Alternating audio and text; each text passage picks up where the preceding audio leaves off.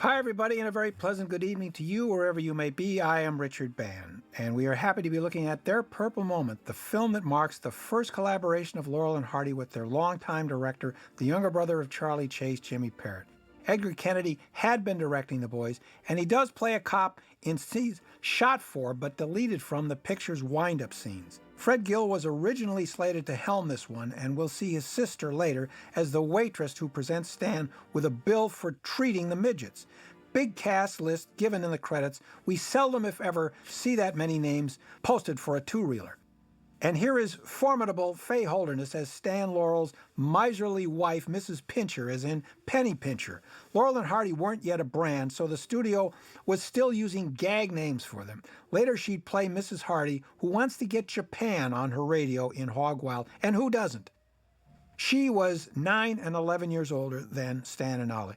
This is a great gag where Stan has to knock on his own front door for his wife to let him in the house. Have to love that. Their Purple Moment was shot in late February of 1928, right after You're Darn Tootin' and right before Should Married Men Go Home, both of which are better. It's a lesser entry from their prime period of silent film classics, though still plenty good. We know Robert Youngson thought so too because he waited until going through all of their other top silent shorts. Took him 14 years to excerpt this short in his compilations before having to resort to using this last remaining untouched good one for his final anthology film, Four Clowns, in 1970. Now, Stan gives his wife a phonograph record featuring evidently Japanese songs. 2 years later, when they made Hog Wild, were they thinking about this? Where the same Fay Holderness wants to get Japan on her radio? Coincidence? We have to wonder. This ingenious hiding place for the money Stan is withholding from his wife is a portrait of his supposed grandfather. The actor in the portrait was someone named Frederick Sullivan. There has to be a story here, but who knows what it is. They use another portrait of the same gentleman in the Laurel Hardy murder case, but this actor, who was English, never performed in any Roach film that I can think of. He does appear as an actor in the Marx Brothers Duck Soup, which was directed by Leo McCarey. So is McCarey the explanation and the connection? I don't know. You can also see Mr. Sullivan in action in the W.C. Fields classic You're Telling Me. Okay, then we have Mr. and the ill-tempered Mrs. Hardy, played by Lyle Teo. Did her parents want a boy because they gave her the same first name as that of ubiquitous character actor Lyle Talbot, pronounced and spelled the same, L-Y-L-E, Lyle. And she plays the father of the bride in the studio's curious, gender-bending 1925 two-reeler, What's the World Coming Through? All through the 1920s and 30s, she turns up in about 50 Hal Roach comedies, including as the first reluctant and unmarried customer for Christmas trees in Big Business, where Stan asks her, if you had a husband, would he buy one?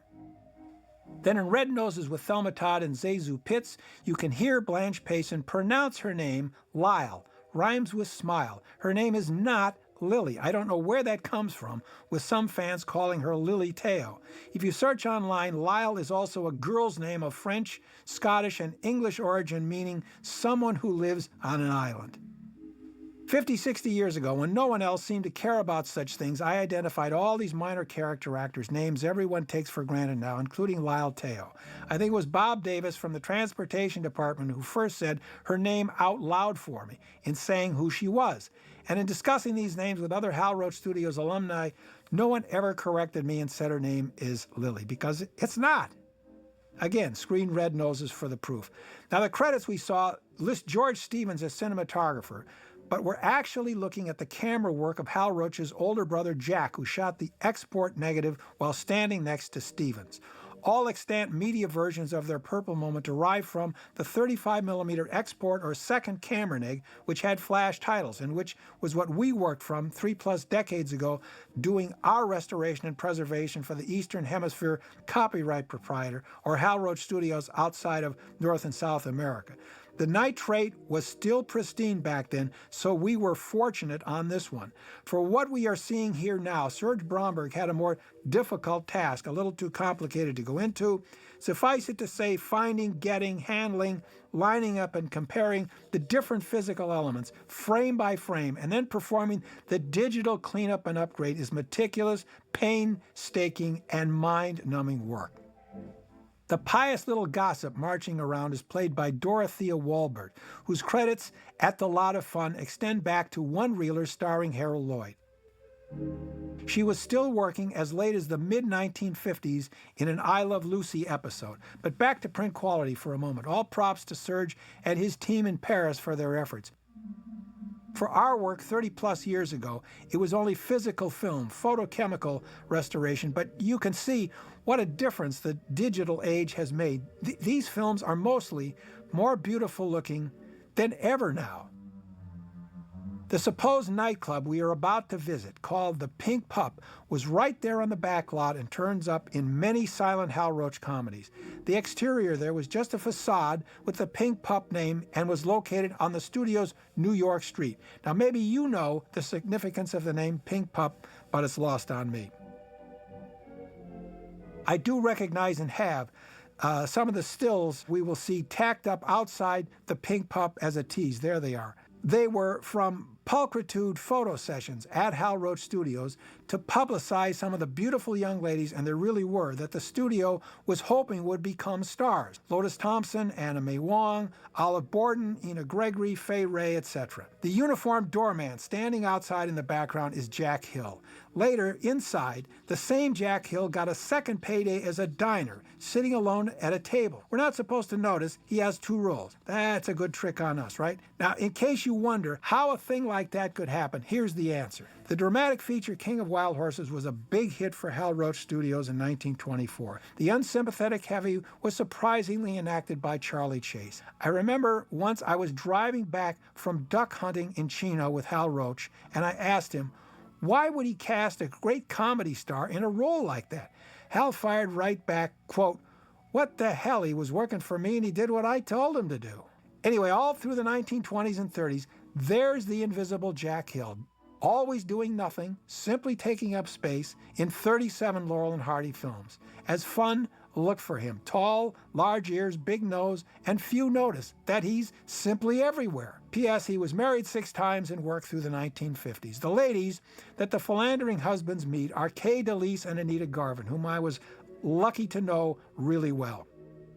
In going through my stills folder for their purple moment, on the backsides of several, I found the printed in ink capital letters A-N-I-T-A, Anita. In talking with Hal Roach Studios alumni through the years, I always tried to have still photos with me to show them in hopes the images would refresh their recollections and trigger memories I wanted to inquire about. Back then I had access to all the studio's 8x10 nitrate still negatives and could strike new prints, so when Anita expressed interest in having some that she liked, she would write her name on the backside so I would know which ones to print up for her. She was particularly enthused to see one taken at the table inside the Pink Pup nightclub where, as we will see in a moment, Kay DeLise is brandishing her little Saturday night special pistol and Anita is flashing her stiletto knife with great glee. And by the way, looking hot. As in attractive, that is, not warm, because I have some candid production stills showing director Parrott and others bundled up in heavy topcoats because it was cold in February there on that soundstage, which was not heated. So think of that as we watch these scenes. It's cold in there. I asked Anita why in the film are the two refined and lovely ladies eating twice in the story. They had just dined with those two deadbeats who ran out and stiffed them, and then there they are again with their new dates, Laurel and Hardy, right away feasting on huge steak dinners. And watch Anita, we'll see, she's really chowing down on that meal. She answered, quote, well, I don't write those scripts, you know, I just follow them. And they gave us real food, too, right out of the Argang Cafe, the studio commissary there. It was a free lunch, end quote.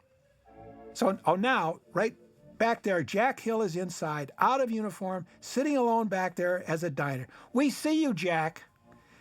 What I've always told friends about Anita Garvin, it is rare when you get to know someone whom you've seen on the screen and they surpass your expectations for them. That almost never happens. But she was one of the few who did exceed your expectations. Meeting her, you would not have been disappointed. Being with her doing anything was actually better than seeing her in movies. That's the truth. It was almost like performing in one of her films, the way she'd effortlessly do takes and throw lines with perfect timing. But Anita Garvin was great, which Stan Laurel knew so well because all through the 1930s, he kept beseeching her to come back and make more movies. But she was focused instead on her family by then. Coming up, we've got the Midget Troupe performing the Little Floor Show. Later, they were supposed to have been involved in the picture's screwy climax, which was filmed but cut. Music for the Pink Pups Entertainment will be provided, but of course we can't hear them, this is a silent film, by the Irving's Band, likely contracted from Frank Sebastian's Cotton Club, the most important jazz establishment anywhere in Los Angeles at the time, located kitty corner right across the street and the railroad tracks from Hal Roach's office. In 2006, Chuck McCann and I inaugurated weekly luncheons with friends at the Culver City Hotel because of the connection to so many Hal Roach comedies shot there. The most popular story that circulated about the 1939 version of The Wizard of Oz was how the little people stayed there during production, having wild parties and a lot of sex at this hotel. I have a still photo in my Their Purple Moment file showing a huge gathering of midgets assembled at the hotel's front door outside the one we see in Charlie Chase's Limousine Love, beneath a sign that reads, "Largest number of little people ever assembled under one roof in America, 1928." End quote. Not 1938 for The Wizard of Oz, but 1928, the year Their Purple Moment was made. Were they there for this film? Or were there scenes written for them because the studio discovered they were all in town and right down the street? Now, we know Laurel and Hardy quite well from their sound films, so that even though this is a silent film, we can hear their voices in our minds, especially when we can also read their lips. Audiences in 1928 had to subconsciously supply the voices they imagined went with the personalities of the performers they saw. Would they have thought Laurel and Hardy spoke with their respective English and Southern accents? I wonder. The cigarette girl here is Fred Gill's sister, Clara, and he just helmed several 1927 L&H comedies, including The Second 100 Years. Off-screen, Mr. Roach was experiencing marital difficulties, while Mr. Laurel's wife, Lois, had just given birth to their daughter before Christmas and then had to go back into the hospital for a major operation.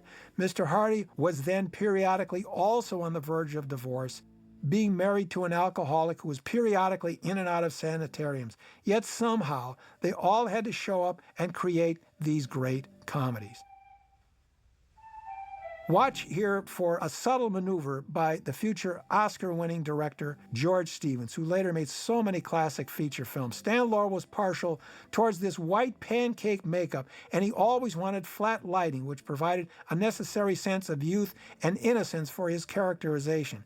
And in these several close-ups at the table, which we will be seeing, where he is paralyzed in dawning horror and has to register all the emotions associated with the disaster he is quietly awaiting of having no money to pay the bill. After big meals for everyone, Stevens throws this horizontal lighting right onto his face, just his face sort of focused on it. This was so-called key light as opposed to fill light. We're not supposed to notice it. And that's Stevens' artistry, though it's actually Jack Roach as the camera operator, because this isn't from the domestic camera neg. You have to look for it, but that's what Stevens does, right into Stan's face with that bright light. Try having a conversation with someone when there's a horizontal spotlight crashing right into your eyes.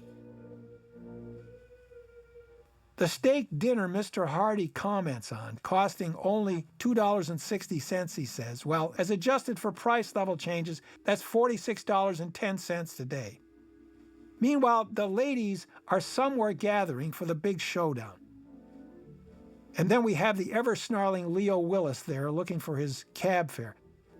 That house where the Laurels live and the Hardys stop by, this being the first domestic comedy for L&H in their world of perennially petty, greedy, domineering, shrewish, and vindictive wives, a precursor for what we'd see later on, variations of this material in better efforts like Blotto, We Fall Down, Below Zero, Sons of the Desert, etc., many more, as you know. And more of Stan, hitting all the emotions here, performing all the expressions one after another that let us know that he knows the boys are in big trouble about now. You can see this is a genius of mime at work, but that house where Mr. and Mrs. Laurel reside in such domestic bliss, in case you want to find it and visit this location someday. You get on Washington Boulevard in Culver City, running east from the ocean. Then it goes right by Thomas H. Ince's original Triangle lot, which became MGM and is now Sony. Then practically next door, you go by the second big Ince lot, which became DeMille, RKO, Pathé, Selznick, etc., now Amazon. Then right after that, you go by the site of Hal Roach Studios, where there is a Metroliner rail overpass today. Then you continue east a long ways, still on Washington Boulevard, until you get near to downtown LA, then go south a few blocks at Normandy and cross the Santa Monica Freeway, which wasn't there a century ago when their Purple Moment was made. And finally, you get to 1750 West 22nd Street between Normandy and Raymond Avenues. In still photos and in the film, you can see the house number, which is also on the curb, 1750.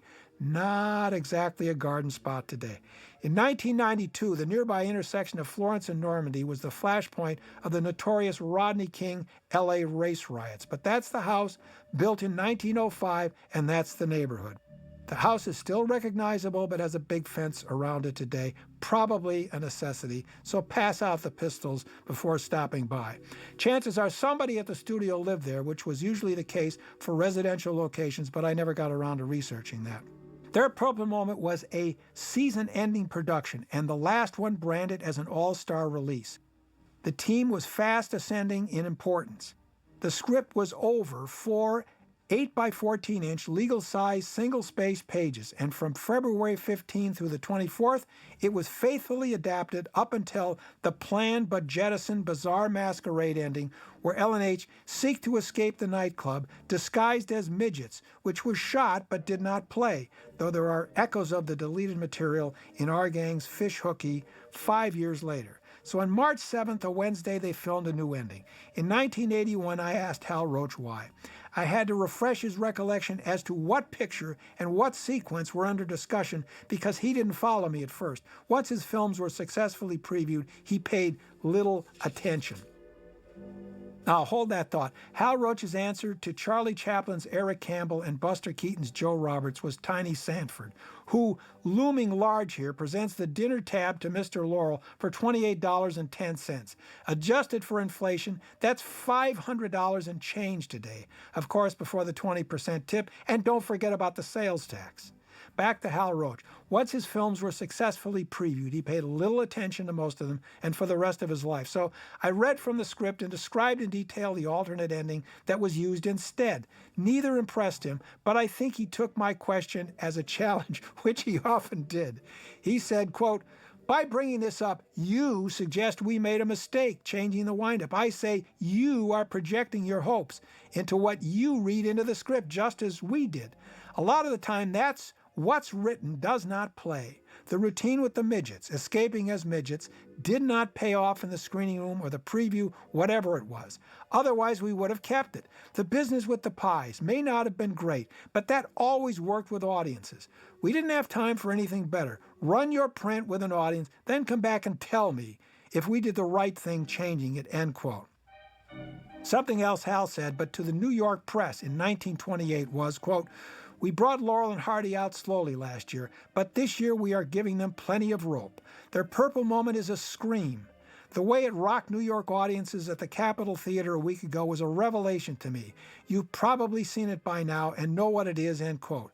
We know he was telling the truth because in their confirming review, based on the same playdates at that theater, the New York Daily Mirror stated, quote, "Their Purple Moment at the Capitol Theater is not the feature, but it is a classic of the slapstick school.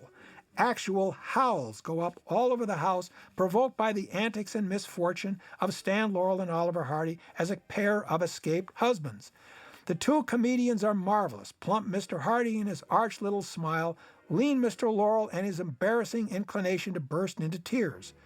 Their Purple Moment is superlative slapstick. The gags are unforced and logical. The two stars are master comedians," end quote. Yes, they are. Actual howls, the guy wrote. So even lesser L&H rates rave reviews, then, now, and forever. provided we can keep the films alive, preserve them, and get them in front of current and future generations to come to see and discover and love the way we do, right? So please share this Blu-ray with your friends. Two more things. Over the years, beginning in the 1960s, when fans could start seeing Laurel and Hardy films again on some media, well, on most media where this film can be viewed, there is a key text title card missing near the end, the one where Hardy tries to blame Laurel for dragging him, quote, into this den of vice. Without that, you have no motivation for Laurel turning on Hardy the way he does. As mentioned, the export camera rig, from which all prints and videos derived today, had flash titles, and by the 1960s, this one had deteriorated. The inner titles were always printed on less stable, cheaper stock and tended to decompose sooner. But without that H.M. Walker text title card, we have a gap in the continuity. Finally, mea culpa, here's where I screwed up.